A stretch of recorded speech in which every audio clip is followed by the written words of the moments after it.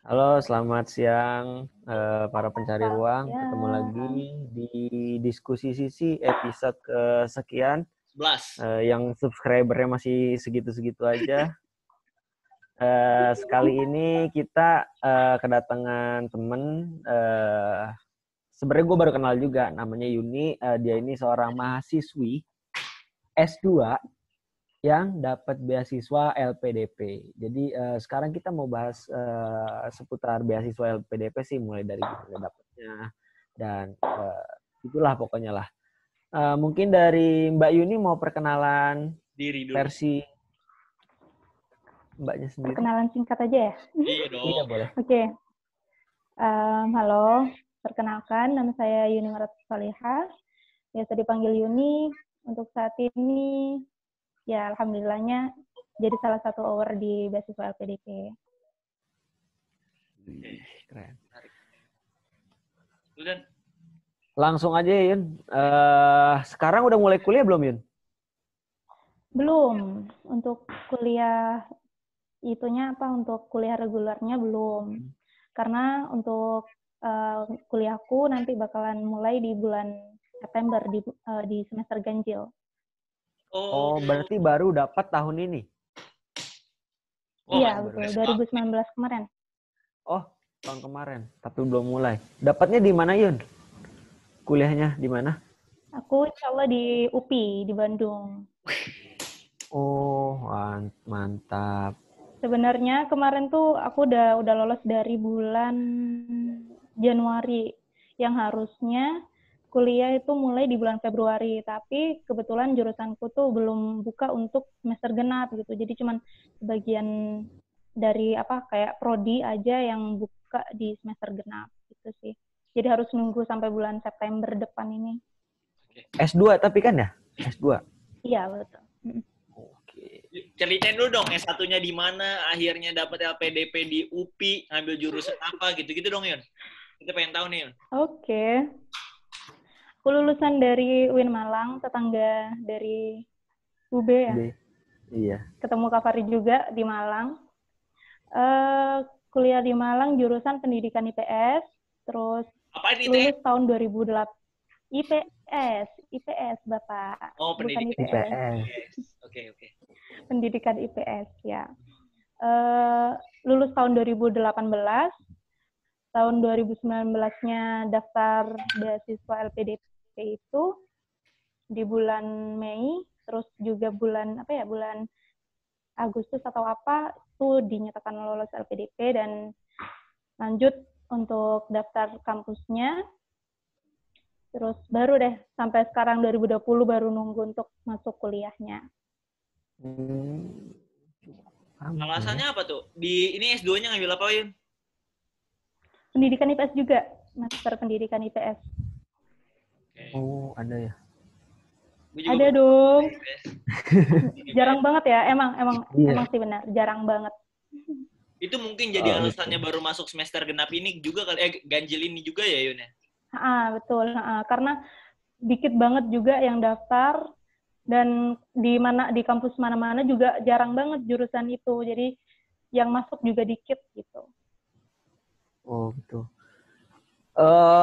Bisa diceritain nggak, Yun, gimana akhirnya lu bisa dapat beasiswa dari LPDP?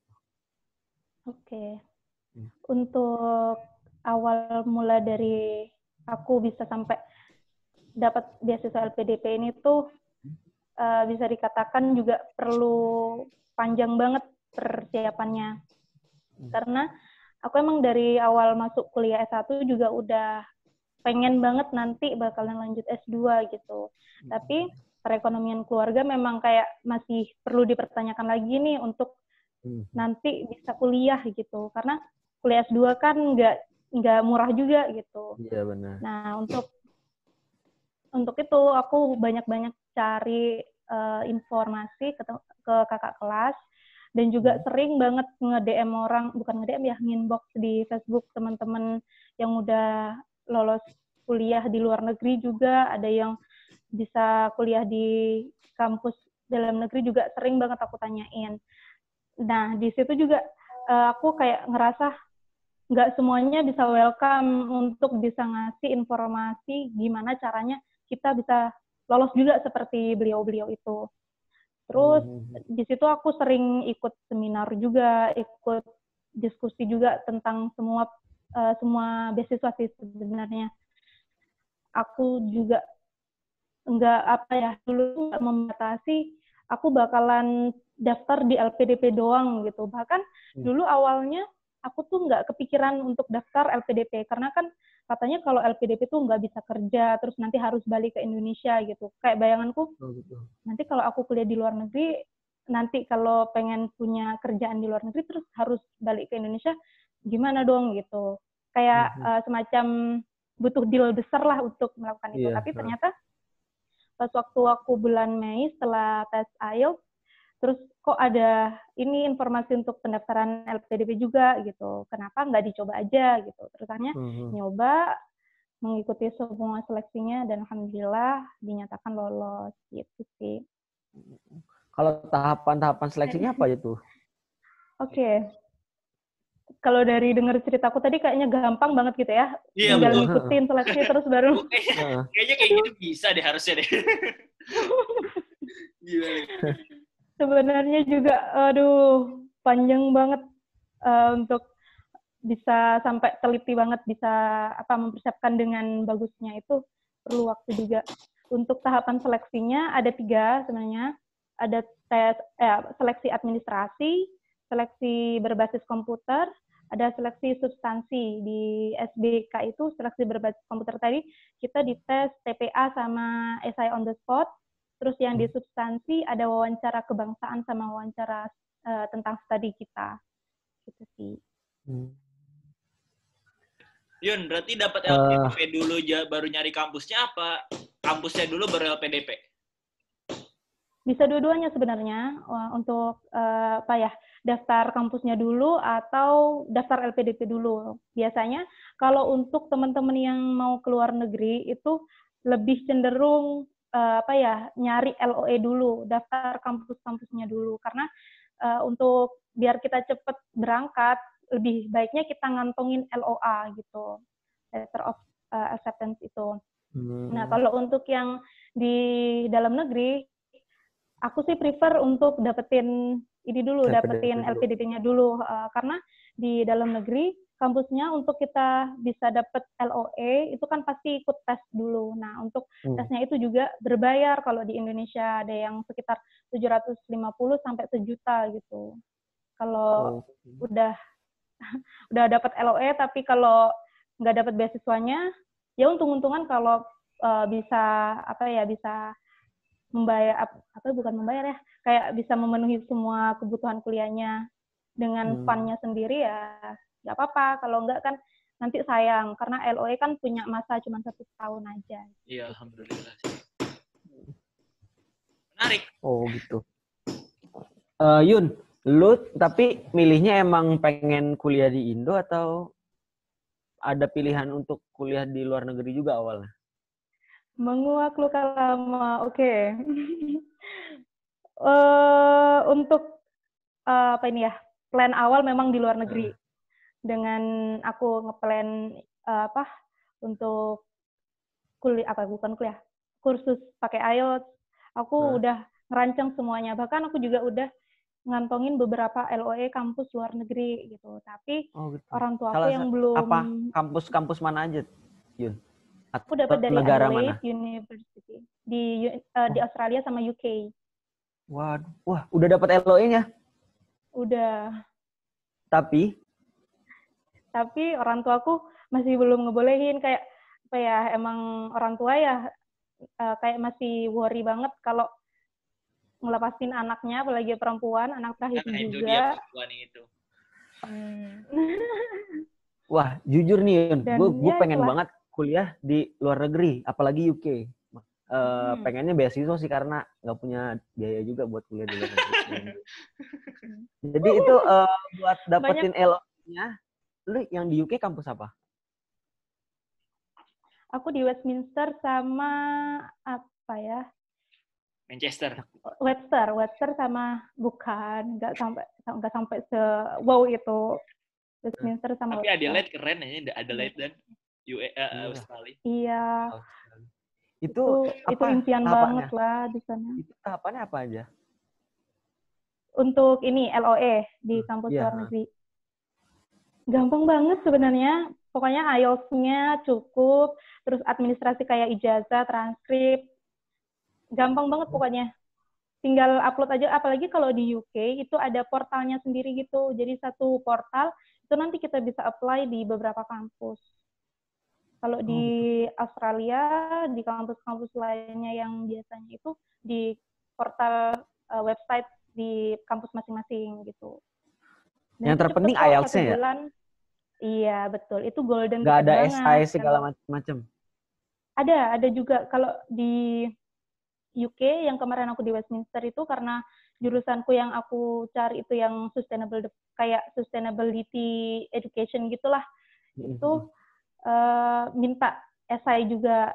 Nah, juga biasanya kalau di luar negeri itu minta kita sudah berpengalaman kerja gitu. Berpengalaman kerja yang dimaksud itu juga bukan kerja kayak di kantor atau seperti apa. Kayak misalnya kita jadi volunteer atau kayak di organisasi gitulah.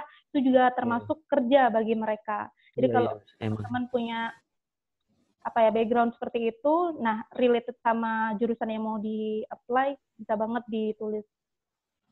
Oke. Berarti kerja gimana? Yang dimaksud itu kan kerja di kantor, tapi pengalaman kerja di organisasi bisa. Ya, betul. Nah, ini nih persepsi orang nih suka salah nih berarti nih ya. Termasuk sebagai kerja untuk mereka. Oke. Gue bisa tangkap satu hal nih, Yun, dari statement lu dari tadi. Berarti sebenarnya kuliah di luar negeri aja itu gampang. Yang susah itu adalah mindset orang yang pertama, yang kedua adalah nyari beasiswanya gitu. Kalau dilihat dari Uni kayaknya tinggal lo ngupload IELTS, terus pengalaman kerja juga sebenarnya dari kuliah kita bisa dapetin itu, and then ya bisa aja gitu kita kuliah di luar negeri. Cuman tinggal ketetapan hati ya Yun ya. Yoi, ketetapan hati bahasa. Apalagi kalau untuk di Australia, New Zealand, sama sama UK kalau nggak salah itu UK juga ada, bisa dibantu sama IDP. Wah, biaya lagi IDP itu. IDP kayak konsultan pendidikan itu loh. Enggak, gratis, serius gratis kok. Aku kan sering ikutan kalau ada acaranya IDP, aku selalu datang kan, nggak selalu juga sih, kalau sempet datang gitu. Nah, aku pernah nanya, misalnya kalau mau dibantu sama IDP untuk apply-nya, bisa nggak gitu, berapa bayarnya? Ternyata gratis gitu, kecuali kalau memang kampusnya itu minta kayak registration fee gitu. Jadi kalau misalnya kampusnya free ya, semuanya free gitu. Malah si IDP itu malah seneng kalau bantu kita gitu. Oke, berarti IELTS doang ya yang sebenarnya dibutuhin ya? Banget itu. Golden sama kemauan, sama nggak tahu malu sih ya Yun ya. Betul. Kalau gue lihat Yuni tuh tipikal yang semuanya ditanyain, dan misalnya A sampai Z nih, slotnya dia sampai A Z gitu. Banyak banget karena dia semuanya pengen tahu, orangnya pasti nanyain aja orangnya. Oke. Informasi juga untuk IDP-nya itu nggak semua IDP, kan biasanya di setiap kota ada ya, untuk setiap kota-kota besar kayak Malang, Surabaya, Jogja, Jakarta itu ada IDP, tapi nggak semua IDP bisa ngelayanin ke semua negara gitu. Jadi misalnya di Malang tuh ngelayanin cuman ke Australia aja gitu. Kalau untuk yang ke New Zealand gitu, itu bisa ke IDP Jogja bisa. Oke. Gitu. Menarik, informasi penting. Siapa tahu gue S3 kan bisa ngikutin jejak Yuni dari PDP. Amin. Farhan mau S2 kan? Yun, apa namanya? Lu kan udah dapat LOE di UK sama di Aussie. Berarti IELTS udah 6,5 ya? Ya, segitulah. Aduh ya Allah, Robi. Wah, gokil, bro. Caranya biar jago IELTS gimana nih? Pertanyaannya kenapa nilai IELTS yang bagus? Kita salah pemilihan materi dong kalau ngomongin bahasa Inggris, Farhan. Enggak, singkat aja. Aku berbulan-bulan di Pare. Ikut bukan konsultasi, apa itu namanya, kayak kelas online juga iya. Terus belajar ke tutor secara private juga iya. Belajar sendiri juga iya. Pokoknya kalau selama belajar IELTS tuh headphone itu nggak pernah lepas, dan juga semuanya harus disetting berbahasa Inggris dan terbiasa untuk ngomong bahasa Inggris juga sih. Wah, gokil. Itu lu benar-benar matanginnya butuh waktu 6 bulanan kali ya? Iya kan dari pas lulus, enggak di setahun bahkan. Hampir 1 tahun. Kayaknya waktu pas lagi film juga kan, film terakhir tuh kamu betul. ke diri. Iya benar. Bahkan aku sebelum wisuda aku udah di Pare. Iya. Dan itu aku di Pare juga ada beasiswa, dapat beasiswa untuk kursus IELTS-nya. Jadi free. Wah, gimana? Itu info bagus tuh. Dapetinnya gimana tuh? Kayaknya hidup lo beasiswa semua ya, Yun ya? Harus dong, kalau memang bisa, kenapa enggak gitu kan? Iya, betul. Memang bisa diusahakan gitu. Jadi pas waktu aku sebelum wisuda, aku dapat informasi kalau di salah satu lembaga kursus IELTS yang terbaik juga di Pare itu ngadain beasiswa 6 bulan sampai 1 tahun gitu di sana. Jadi kayak apa ya, untuk yang diminta sama mereka juga nggak neko-neko sih, bahkan mereka nggak minta apa-apa, cukup kita stay di office-nya mereka, terus kayak bener-bener kayak semi jadi staff-nya mereka lah gitu, tapi kita tetap bisa belajar gitu, setiap hari bisa belajar. Oke, berarti hitungannya kerja tapi sambil juga belajar gitu ya. Tempat tinggal dan kawan-kawannya semua pure di beasiswa ini sama lembaga ini. Iya, betul. Wah, keren. Itu niat banget itu baru tuh. Cuman minus restu akhirnya dia bisa berangkat ke luar negeri tuh. Nanti lah insya Allah S3. Siapa tahu dapat restunya dari suami kan, jadi lebih baik. Amin. Yun, balik lagi nih ke beasiswa. Tadi kan lu udah dapat LOE dari kampus luar negeri udah lumayan banyak lah ya. Terus beasiswa yang lu ikutin apa aja selain LPDP? Aku pernah ikut YTB dari Turki. Tapi anehnya itu sampai sekarang pun portalku tuh masih waiting evaluation. Kan aneh banget. Padahal mereka sebenarnya udah habis masanya untuk evaluasi ataupun pengumuman pun sebenarnya sudah gitu. Tapi kayak kita tuh misalnya orang yang nggak tahu informasinya bakalan tetap nunggu dong gitu. Jadi sampai sekarang pun tetap seperti itu. Terus aku pernah daftar beasiswa di kampus UK itu juga gitu. Sebenarnya kalau aku mau berangkat ke UK itu, kalaupun nggak pakai beasiswa sebenarnya bisa, karena aku udah daftar au pair juga di sana, dan aku juga dapat host fam juga di sana. Udah deket banget rumahnya sama kampusku. Mereka juga mau ngasih biaya untuk oke lah, bisa kok untuk kamu berangkat kuliah dari rumah gitu, dan kamu boleh kuliah juga gitu. Sebenarnya udah banget, udah persiapannya udah sepertinya udah iya gitu. Tapi gokil ya banget. Gokil. Se-prepare itu ya Yun ya. Padahal belum pasti lu berangkat ke sana, cuman lu udah memprepare itu demikian rupa, karena mungkin lu tipikal orang yang mau nyari tahu banyak sih. Menurut gue itu poin penting kamu yang akhirnya nggak semua orang yang punya. Kalau kita cuma pengen tapi nggak dalam banget, nggak sampai Z. Iya benar. Gila. Soalnya kan kalau yang di au pair di UK itu sebenarnya di UK kan nggak ada au pair, tapi mereka ada au pair itu kita kerja sebagai kasarannya sebagai nanny lah, sebagai pengasuh gitu. Tapi kita kalau beberapa negara itu kita bisa dapat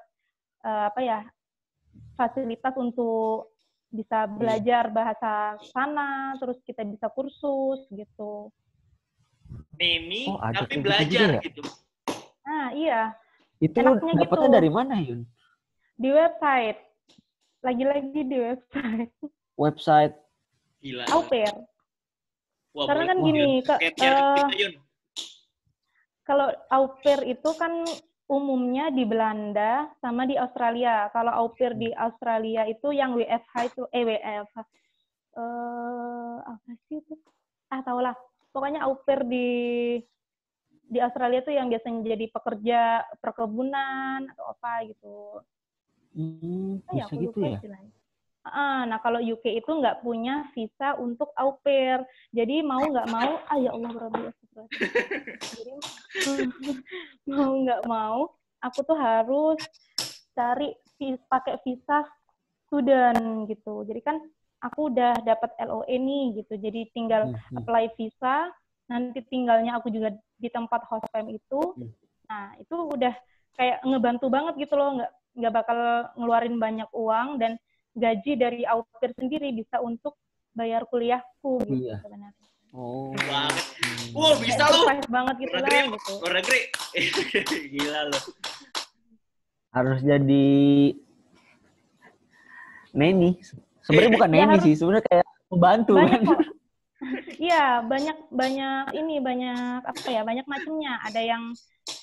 Ada yang jadi penjaga toko, ada yang neni gitu. Tapi neni pun nggak sih. jam.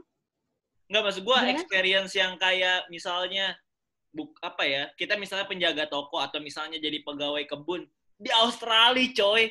Kayak ibarat kayak orang-orang yang di Bali hari ini aja. Gajinya loh. Tukang sampahnya di Australia nih. Kita di sana tukang kebun berarti udah keren banget, coy, sumpah. Webnya apaan? Dan itu gajinya kan juga lumayan banget. Iya. Yang penting udah bisa biayain buat kuliah gitu. Udah keren lah. Keren sih. Maksud gue di luar notabene dan kalau au pair apa ya? Itu tuh udah suatu pencapaian banget ketika lo bisa bekerja sambil kuliah, sambil lo dapet income yang nominalnya kalau lo bawa ke Indonesia bisa lo berlibur ke Bali, coy. Kaya raya. Udah oke banget. Di luar job desk-nya apa ya? Kayak gitu. Itu webnya apa? Nah, kalau untuk aupair.com. Nah, untuk ini IELTS-nya yang biasanya diminta sama au pair juga nggak tinggi-tinggi banget, nggak kayak nggak kayak IELTS untuk akademik gitu. Bisa juga pakai IELTS yang yang buat orang kerja gitu. Jadi beda, ada kan kalau untuk IELTS kan juga ada 2 kan macamnya. Ada yang buat kerja, ada yang buat akademik. Itu bisa dua-duanya. Berarti lu jadi TKI juga belajar. Gokil. Memperkaya bisa negara, bos. Wah. Yun, gue mau nanya. Bisa. Yun, gue mau nanya. Lu kan sempat beberapa kali exchange juga nih, mulai kemarin ke Malaysia dan beberapa kali ke luar negeri lah untuk program yang mulai dari yang kemarin ngajar santri-santri di Malaysia dan kawan-kawannya. Itu berpengaruh besar nggak terhadap apa yang akhirnya lu dapetin di LPDP ini? Apa sebenarnya pencapaian yang kayak gitu tuh nggak ngaruh banget lo ke LDP? Ternyata yang ngaruh itu menurut gue adalah misalnya pencapaian kecil lo, misalnya gue sekedar ketua organisasi apa misalnya, dibandingkan lo exchange ke luar negeri, lo ngerasa pencapaian itu lebih dinilai oleh LPDP ketimbang pencapaian ke luar negeri. Apa gimana ya? Kalau untuk kayak dari yang aku nilai dari semua yang diminta sama LPDP itu nggak penting kita berperan di dalam negeri ataupun di luar negeri, tapi gimana impact-nya kita gitu. Jadi misalnya kemarin itu pas waktu aku wawancara, itu mereka kurios sama apa sih yang dikerjakan sama Yuni selama kuliah gitu. Terus kegiatannya segitu banyaknya kok bisa lulus tepat waktu juga gitu. Nah, mereka menanyakan hal-hal seperti itu. Jadi kemarin tuh udah ngapain aja gitu. Terus aku ceritain kan, pernah ke Alor juga, pernah ke Masalembu, pernah ke pedalaman-pedalaman manapun gitu. Nah, mereka tuh sampai amazed gitu loh. Oh, ternyata nggak cuma di wilayah Malang aja gitu. Ya berperan banget sih kalau kayak gitu, karena dari secara kasarannya udah memperlihatkan gitu loh kalau kita tuh bakalan kembali ke Indonesia untuk berkontribusi gitu. Meskipun di skala kecil, entah itu kita berkontribusi untuk anak-anak di RT kita, di komplek kita gitu sih. Berarti tentang impact yang akan lu tularkan ya, Yun ya? Betul. Impact lu apa, Dan? Itu yang harus kita pikirin bareng-bareng. Apa impact gue? Teras rumah nenek ini berimpact nyata loh, alhamdulillah loh. Ke Jalan Abdurrahman dan sekitarnya. Jadi rame dilewatin orang. Oke. Yun. Gue mau nanya ini. Iya. Yang lo dapet dari LPDP ini, sorry ya, ini kalau sedikit menyinggung ya. Yang lo dapet dari LPDP ini apa aja sih, Yun? Kira-kira, Yun? Ini secara finansial ya? Semuanya lah, boleh itu finansial, boleh fasilitas, boleh apa. Kalau untuk yang didapat dari LPDP itu sebenarnya banyak banget ya. Kalau cara kita lolos LPDP aja itu udah kaya banget sama ilmu dari teman-teman juga. Karena semua, bener loh. Iya, subhanallah. Ikan gue bilang kita kenal sama banyak orang yang background-nya beda-beda banget. Dan itu kita dikumpulkan di satu angkatan kan. Karena 1 tahun itu ada sampai 7 angkatan. Hampir lebih kayaknya 7 angkatan gitu. Satu angkatannya 150-an orang. Ya hampir untuk tahun 2019 1.500-an lah yang lolos gitu. Dibuat dari berapa? Dari puluhan ribu. Ratusan ribu malah LPDP mah. Iya, LPDP ya. Kalau untuk secara finansial kita udah saklek banget lah. Sudah semuanya pasti udah tahu kalau LPDP memang fully funded banget untuk kita gitu. Bahkan sebelum kita daftar kampus, kalau kita memang jalur afirmasi, kita dikasih fasilitas untuk kursus bahasa juga. Gitu. Wow. Itu khusus afirmasi aja. Jadi kalau untuk LPDP-nya itu ada 2 jalur kan, ada 2 jalur yang bisa dipilih, ada jalur reguler sama ada jalur afirmasi. Untuk afirmasinya pun ada beberapa macam.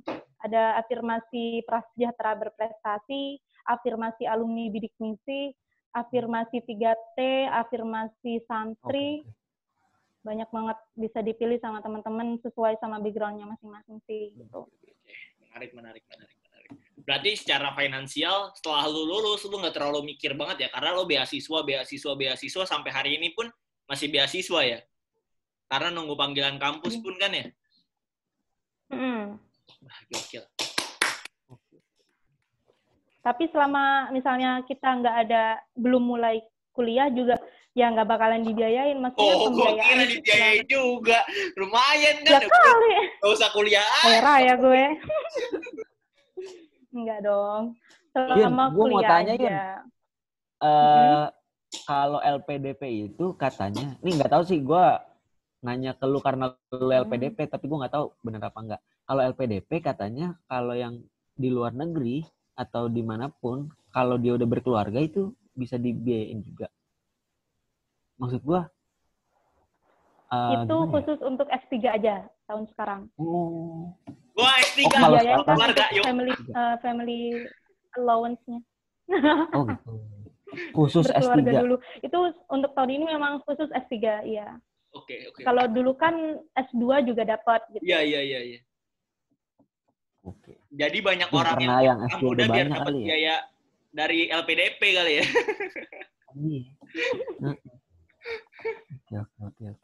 Oke. Yun. Ini Yun. Peraturan atau perjanjian penting apa yang ada di LPDP yang kayaknya ini nih lu harus perhatiin nih sebenarnya. Jangan sampai lu nggak baca tahu-tahu langsung udah skip aja gitu. Kalau untuk calon penerima itu kita udah pasti banget nggak boleh misalnya kita udah proses pendaftaran LPDP nih gitu. Tapi tiba-tiba kita pengen ganti negara, ganti perguruan tinggi, ganti prodi, itu nggak boleh. Itu sih larangannya. Terus ya nggak boleh pindah keluarga negaraan juga pastilah udah nggak boleh banget gitu. Pemalsuan dokumen juga nggak boleh. Itu aja sih. Nggak ada kayak kalau untuk yang penerima beasiswa itu nggak boleh kerja. Itu memang benar-benar udah ada juga gitu. Kayak larangannya seperti itu udah tertulis juga di bukletnya LPDP. Kecuali kerjanya itu memang related sama kerjaan yang memang wajib dari program studinya gitu. Oke. Itu boleh. Gila, gue langsung Kalau kepikiran misalnya buat kita S3 jadi sih ya. Belum kelar S2. Ini sih berarti gue dapat 2 info nih keluar dari yang pertama dari gimana cara dapat beasiswa LPDP, yang kedua gimana cara kuliah di luar negeri tanpa ngeluarin duit, cuy. Yoi, asli. Iya, Jadi neni, tapi kaya di Indo. Yoi. Gila lu, gokil. Tapi Yun, gue menarik banget loh, maksud gue di sekian banyaknya orang yang masuk LPDP kan, bahkan apa yang menjadi poin beda Yuni dan menurut Yuni bisa gua ya kayaknya ini deh, kalau setiap gua ngelakuin sesuatu atau gua ngajin sesuatu kan gua akan evaluasi diri. Kalau Yuni sendiri tipikal yang kayak gitu nggak sih? Apa terus tadi Fahri bilang apa sih poin unik yang bisa gua tuh karena ini deh kayaknya gitu. Gimana Yun? sama sih, sama. Aku juga kayak bertanya-tanya juga gitu loh, kenapa kok Yuni yang seperti ini gitu. Maksudnya nggak punya prestasi akademik yang gitu wow-nya, terus nggak pernah menang lomba apapun juga, bahkan memang Yuni nggak punya prestasi apa-apa gitu. Terus aku paling ingetnya itu pas waktu wawancara gitu, pas wawancara tentang studi. Jadi kayak untuk menurut ini ya, kita bisa sampai diterima sama LPDP, terutama kayak bisa meyakinkan pewawancara itu, bagaimana kita meyakinkan mereka kalau kita itu benar-benar sungguh-sungguh gitu. Jadi mereka itu juga penasaran sama background kita gitu. Background kita itu seperti apa dan kamu itu seperti apa gitu. Kepribadianmu itu seperti apa. Terus aku kan pas waktu wawancara itu pernah ditanya gini. Aku kan ininya Indonesian Ethnic Club ya, jadi ditanya itu tuh apa gitu. Jadi saya memberdayakan penjahit yang ada di desa saya, karena sebelumnya mereka memang petani sebelumnya. Nah, kalau sekarang udah nggak bisa bercocok tanam atau berkebun lah di desa saya, karena memang terkena dampaknya Lapindo gitu. Jadi mereka kebanyakannya jadi nganggur ataupun jadi bekerja di pabrik gitu. Nah, sedangkan mereka punya skill jahit, tapi jahit orang zaman sekarang siapa sih yang mau jahit? Kalaupun ada, pasti seragam sekolah ataupun seragam keluarga gitu doang kan. Nah, itu benar-benar jarang banget gitu. Nah, aku dari situ aku inisiatif untuk bantu mereka dari produkku itu gitu. Wah. Mereka jadi, loh berarti ini ya kamu, sebenarnya mereka menanyakan berarti kamu ngajarin mereka gitu. Enggak gitu, aku cuma memberdayakan mereka untuk bisa tetap berpenghasilan meskipun di rumah aja gitu. Dari situ kayak mereka udah, menurut aku udah dapet, oh ini nih gitu, orang yang bisa ngasih impact juga ke tetangganya, ya minimal ke tetangganya lah gitu. Berarti ini gue rekam ya, Yun. Berarti adalah soal tadi story behind-nya ya, yang lo harus tunjukin tuh story behind lo. Lo tuh mau bawa apa sih sebenarnya? Banyak orang yang udah ngelakuin banyak hal tapi dia nggak punya story behind-nya. Bisa jadi itu yang nggak akan keterima ketimbang orang yang misalnya cuma nyebrangin nenek-nenek ke seberang jalan tapi dia punya story behind itu yang akan dinilai ya ini. Oke, menarik. Bahkan kalau kemarin, kalau dari pengalaman-pengalaman awardee yang sebelumnya kan, kalau kita ditanya sama pewawancara, terus kita nangis, otomatis kita tuh dapat penilaian jelek gitu. Tapi untuk tahun ini, amaze-nya, itu bahkan banyak kok teman-temanku yang pas waktu wawancara itu sampai nangis gitu. Tapi ternyata alhamdulillah mereka juga win gitu. Bisa jadi winnernya LPDP, lolos juga gitu. Jadi kayak mereka memang benar-benar menceritakan story behind itu tadi, benar. Story behind kenapa bisa seperti itu dan sampai hari ini seperti ini tuh gimana gitu. Oke. Wah, gue kayaknya nggak punya story behind yang bagus. Enggak. Kadang-kadang gitu. Menurut gue kadang itu orang itu bukan soal pencapaian, tapi kadang kurang ngobrol sama diri sendiri nggak sih, Yun? Jadinya kita betul. Belakang kita, sebenarnya kita udah ngelakuin ini, iya, udah sampai sini, ternyata apa sih? Menurut gue ya banyak orang yang kadang kurang ngobrol sama dirinya sendiri. Betul. Yun. Bahkan aku mau cerita nih, bahkan itu aku ngalamin juga selama di film. Oke. Aku kenal sama Kak Fahri, Kak Putri, semuanya yang ada di lingkaran Rangers itu. Aku insecure loh, serius awalnya tuh. Gila ya teman-temanku dari kampus bagus-bagus banget, UB, UMM, apalah daya kampusku. Gitu. UIN bos, negeri. Tapi ternyata, iya. Yun, terakhir Yun. Coba ngobrol itu oh tadi. ya dah. Iya. Terakhir Yun, pesen buat orang-orang yang nonton ini yang mungkin pengen kuliah S2 di dalam negeri maupun di luar negeri, apa Yun? PDP dan dapat beasiswa PDP. Dan dapat beasiswa PDP. Ya. Untuk teman-teman semuanya, pokoknya siapapun lah termasuk Kak Fahri sama Kak Farhan ya, yang mau kuliah S2 ataupun S3, yang pertama yang harus ditata itu niatnya gitu. Karena dengan niat itu juga bakalan menuntun kita gitu loh. Kita bakalan diterima atau enggaknya itu juga berdasarkan niatnya kita gitu.